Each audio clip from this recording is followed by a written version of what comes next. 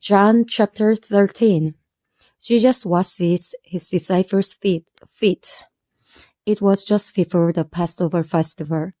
Jesus knew that the hour had come for him to leave this world and go to the Father. Having loved his own, who were in the world, he loved them to the end. The evening meal was in progress, and the devil had already prompted Judas, the son of Simon Iscariot, to betray Jesus.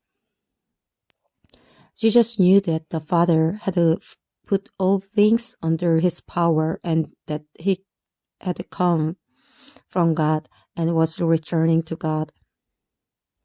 So he got up from the meal, took off his outer clothing, and wrapped a towel around his waist. After that, he poured water into a basin and began to wash his disciples' feet, drying them with a towel that was wrapped around him. He came to Simon Peter, who said to him, "Lord, are you going to wash my feet?" Jesus replied, "You do not realize now what I am doing, but later you will understand." "No," said Peter. "You shall never wash my feet." Jesus answered, "Unless I wash you, you have no part with me." "Then, Lord," Peter replied, "not just my feet, but my hands and my head as well." Jesus answered, "Those who have had a bath need only to wash their feet. Their whole body is clean, and you are clean, though not every one of you."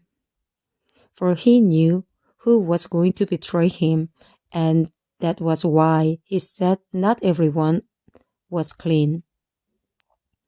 When he had finished washing their feet, he put on his clothes and returned to his place. "Do you understand what I have done for you?" he asked them. "You call me teacher and Lord, and rightly so, for that is what I am. Now that I, your Lord and teacher, have washed your feet, you also should wash one another's feet.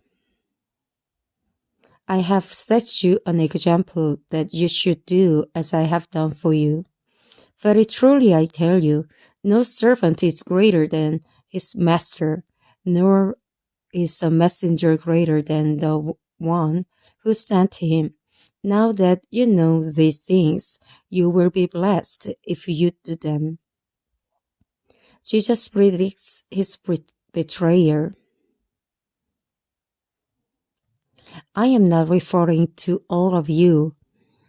I know those I have chosen, but this is to fulfill this passage of Scripture. He who shared my bread has turned against me. I'm telling you now before it happens, so that when it does happen, you will believe that I am who I am. Very truly I tell you, whoever accepts anyone I send accepts me, and whoever accepts me accepts the one who sent me." After he had said this, Jesus was troubled in spirit and testified, "Very truly I tell you, one of you is going to betray me." His disciples stared at one another, at a loss to know which of them he meant. One of them, the disciple whom Jesus loved, was reclining next to him. Simon Peter motioned to this disciple and said, "Ask him which one he means." Leaning back against Jesus, he asked him, "Lord, who is it?" Jesus answered, "It is the one to whom I will give this piece of bread when I have dipped it in the dish."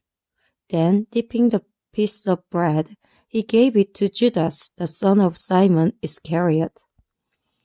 As soon as Judas took the bread, Satan entered into him. So Jesus told him, "What are you about to do? Do quickly." But no one at the meal understood why Jesus said this to him. Since Judas had charge of the money, some thought Jesus was telling him to buy what was needed for the festival or to give something to the poor. As soon as Judas had taken the bread, he went out, and it was night. Jesus predicts Peter's denial. When he was gone, Jesus said, "Now the Son of Man is glorified, and God is glorified in him. If God is glorified in him, God will glorify the Son in himself and will glorify him at once. My children, I will be with you only a little longer. You will look for me, and just as I told the Jews, so I tell you now, where I am going, you cannot come. A new command I give you, love one another.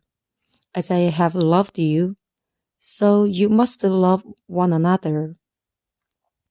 By this, everyone will know that you are my disciples, if you love one another." Simon Peter asked him, "Lord, where are you going?" Jesus replied, "Where I am going, you cannot follow now, but you will follow later." Peter asked, "Lord, why can't I follow you now? I will lay down my life for you." Then Jesus answered, "Will you really lay down your life for me? Very truly I tell you, before the rooster crows, you will disown me 3 times."